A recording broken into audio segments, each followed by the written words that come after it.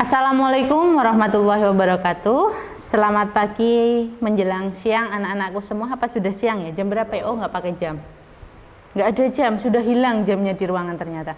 Oke, selamat bertemu lagi dengan Bu Winda Rahmawati. Kali ini dengan mata pelajaran PPKN atau Pendidikan Pancasila dan Kewarganegaraan untuk kelas 7 semester 2. Nah, sebelum kita memulai pembelajaran pada siang hari ini, alangkah lebih baiknya kita berdoa terlebih dahulu, memohon kepada Allah supaya semuanya dimudahkan dan diberkahi. Ya, berdoa sesuai dengan keyakinannya masing-masing. Berdoa mulai.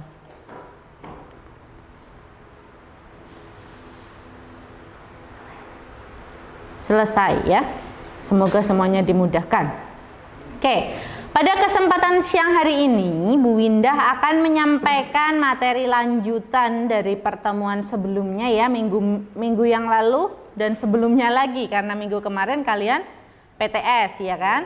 Nah, pada kesempatan kali ini Bu Winda akan menyampaikan subbab yang kedua untuk bab 5, yaitu tentang arti penting kerjasama dalam berbagai bidang kehidupan. Untuk materi kali ini tidak panjang lebar ya, karena Bu Winda juga bukan orang yang pandai berbicara panjang lebar ya.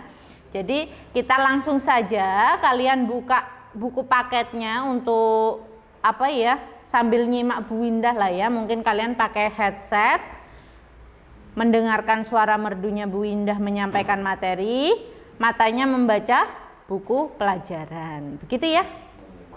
Nah, arti penting kerjasama dalam berbagai bidang kehidupan. Kerjasama ini bukan istilah yang asing buat kalian mesti ya. Dalam kehidupan sehari-hari, dalam lingkungan keluarga, dalam lingkungan sekolah, pasti kalian sudah pernah melakukan yang namanya kerjasama. Kemarin sudah saya sampaikan apa itu kerjasama. Intinya suatu pekerjaan yang dilakukan oleh minimal 2 orang untuk mencapai tujuan bersama. Begitu ya. Nah, sekarang kita bahas tentang arti pentingnya. Jane untuk apa sih kerjasama itu? Nah, kalian lihat dulu di slide ya. Itu ada gambar orang yang sedang gotong royong. Apa ya iki bahasane? Membersihkan genteng, bukan membersihkan ya, membangun rumah. Oh, sambatan. Kalau dalam bahasa Jawa kita ya, di dalam kehidupan kita sehari-hari iki istilah sambatan, masang gendeng apa ngedukno gendeng ngono kuwi ya.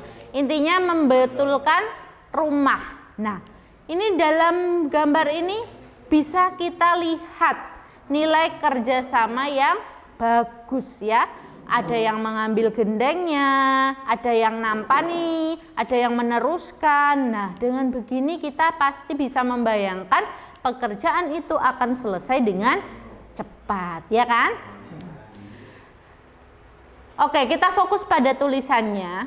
Kerjasama dalam berbagai bidang kehidupan yang dimiliki bangsa Indonesia merupakan suatu kekuatan untuk mencapai tujuan nasional bangsa Indonesia. Ya, jadi kalau kita nggak kerjasama dalam kehidupan kita sehari-hari, maka tujuan hidup kita akan lebih minim untuk bisa dicapai. Karena apa? Pada dasarnya kita tahu kita itu makhluk sosial, bukan sosial ya, tapi makhluk sosial yang butuh orang lain. Jadi kita harus bisa bekerja sama dengan orang lain dalam kehidupan sehari-hari. Sesuai dengan semboyan bangsa kita, Bhinneka Tunggal Ika. Walaupun berbeda-beda tetapi tetap satu. Meskipun tonggomu agamane bukan Islam, meskipun tetanggamu itu dari luar Jawa ya, mungkin orang Papua, mungkin orang Eropa bahkan ya, itu adalah bukan menjadi suatu alasan kamu tidak mau bekerja sama dengan mereka. Justru dengan keberagaman itu kamu bisa melakukan kerjasama, kamu jadikan sebagai suatu kekuatan atau suatu keunggulan dalam dirimu atau diri orang tersebut, kan seperti itu ya.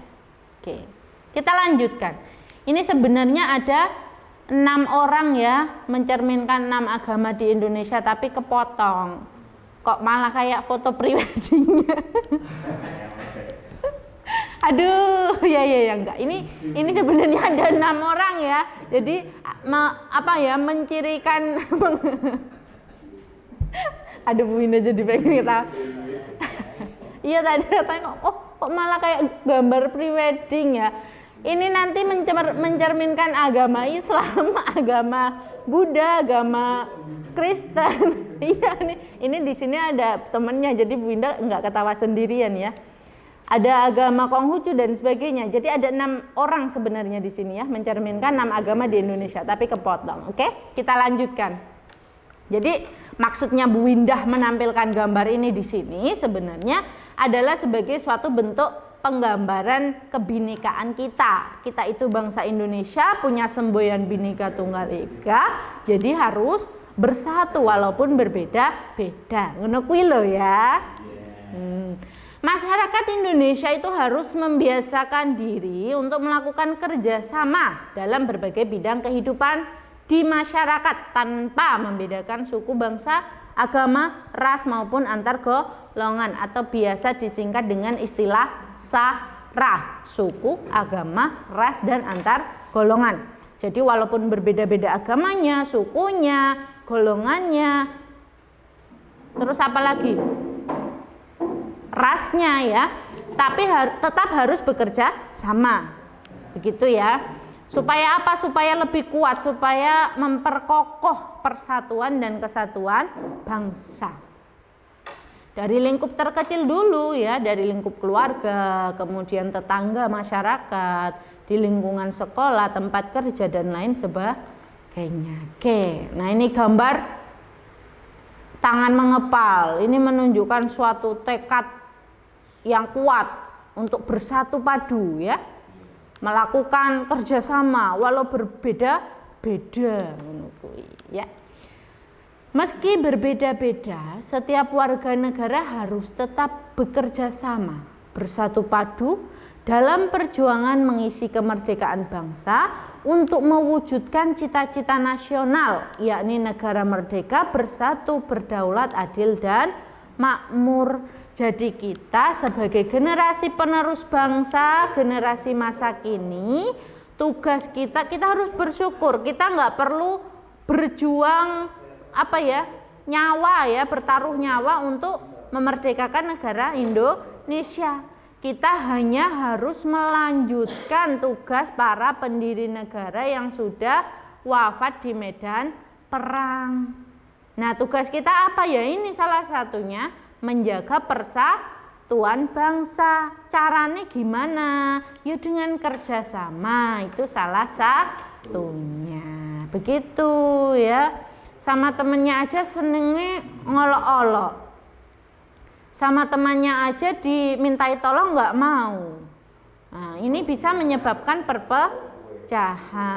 Jadi jangan sepelekan kerjasama. Tapi perlu diingat ya, yang namanya kerjasama itu bukan untuk suatu hal-hal yang buruk atau yang negatif. Misalnya kerjasama saat ulangan, nah ini nggak boleh ya, ini bukan kerjasama.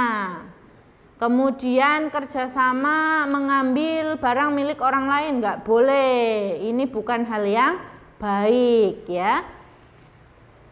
Selanjutnya, arti penting kerjasama dalam kehidupan bermasyarakat, berbangsa, dan bernegara akan memperkokoh persatuan dan kesatuan bangsa.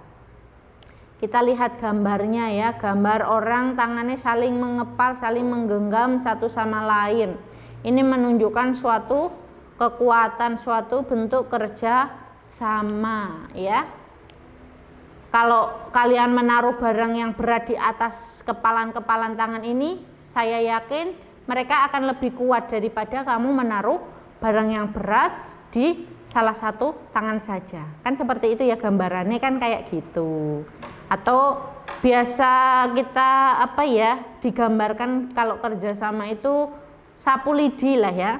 Sapu lidi kalau misalnya cuma 1 lidi atau 2 lidi saja untuk menyapu, dia nggak punya tenaga, nggak punya kekuatan untuk menyapu. Mungkin 1 helai daun mangga pun berat ya, nggak kuat, nggak selesai.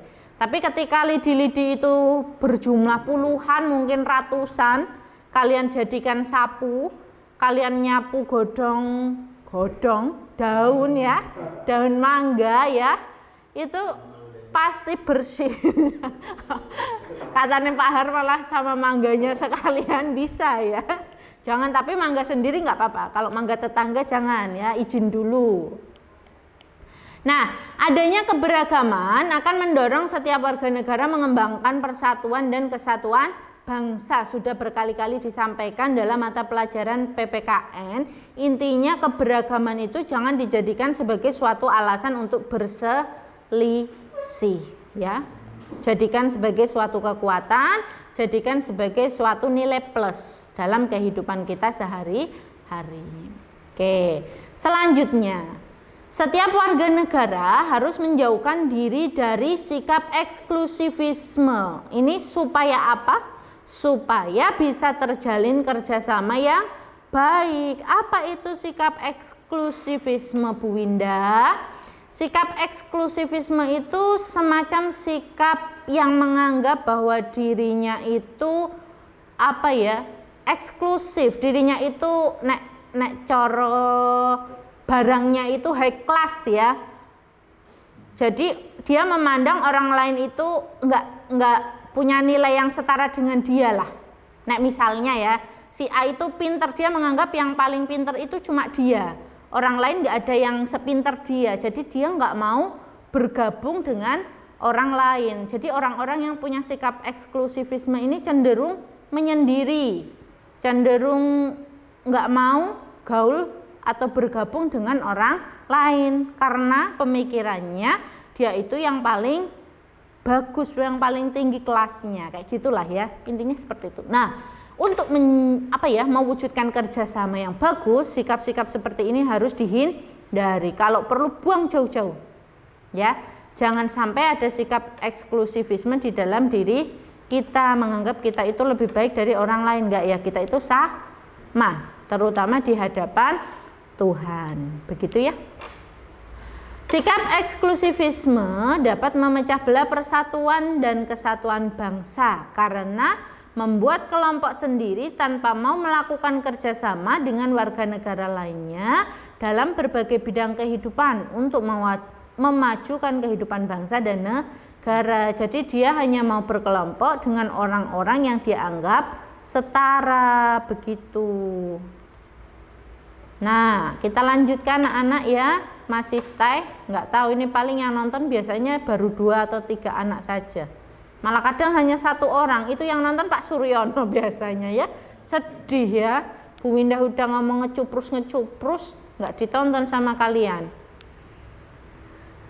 Perilaku yang menunjukkan mencintai persatuan dan kesatuan harus tampak dalam kehidupan kita sehari-hari. Seperti yang tadi sudah Bu Winda sampaikan ya, dalam lingkungan terkecil yaitu keluarga, itu harus sudah menampakkan rasa persatuan dan kesatuan. Dimintai tolong sama ibunya mangkat, disuruh menjaga adiknya mangkat. Oh nggih Bu, dijaga adiknya dengan baik ya nak, ibu mau ke sawah dulu. Oh nggih Bu. Itu namanya manut ya Pak, mituhu. Nah, ketika seseorang itu mituhu di dalam keluarga, itu sudah menjadi suatu bentuk pelaksanaan menjaga nilai persatuan dan kesatuan dengan bekerja sama. Ibunya ke sawah, kamu menjaga adikmu, itu kerja sama ya. Jangan dianggap remeh, bernilai pahala lagi ya membantu orang tua, Masya Allah. Apabila bersatu padu, kita tidak hanya teguh dalam arti lebih kuat dalam menghadapi permasalahan, tetapi juga mampu menyelesaikan persoalan yang tidak dapat kita selesaikan sendiri. Seperti yang tadi sudah saya sampaikan, kita itu makhluk sosial yang tidak bisa hidup sendiri tanpa bantuan orang lain. Jadi jangan apa ya? Sombong, ya. Jangan sombong merasa oh aku bisa dewe, nggak mungkin ya. Kamu menjahit juga pasti kamu minta tolong oleh penjahit ya. Mau menjahitkan baju, kamu mau masak mungkin juga masih dimasak ke ibumu di rumah.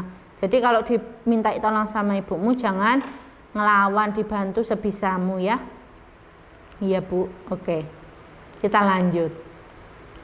Kehidupan sosial yang tertib dan tentram hanya dapat dicapai melalui kerjasama dalam mewujudkan persatuan dan kesatuan. Kalau kita bisa bekerja sama dengan kuat, maka kemungkinan terbesar yang akan terjadi adalah kehidupan yang tertib dan tentram di dalam masyarakat. Dan sebaliknya, apabila tidak ada lagi rasa persatuan dan kesatuan, akan terjadi pertengkaran dan tidak akan ada kedamaian. Kamu dimintai tolong ngomong adikmu, kamu nggak mau, ibumu nggak jadi ke sawah, perang ya. Biasanya ibu marah-marah di rumah kan seperti itu ya. Kamu dimarahi ibu berarti udah nggak ada kedamaian ya nggak. Tapi kalau kamu mituhu kan oh nggih Bu, tak ngomong dede, ibunya ke sawah dengan hati tenang meninggalkan kamu dan adiknya. Kamu ngomong adiknya dengan baik, disambi-sambi karo belajar ya. Seperti itu, maka kedamaian dalam keluarga akan terbentuk. Dalam masyarakat pun seperti itu dengan tetangga, di lingkungan sekolah pun seperti itu dengan teman, dengan guru, dengan karyawan dan sebagainya. Begitu ya.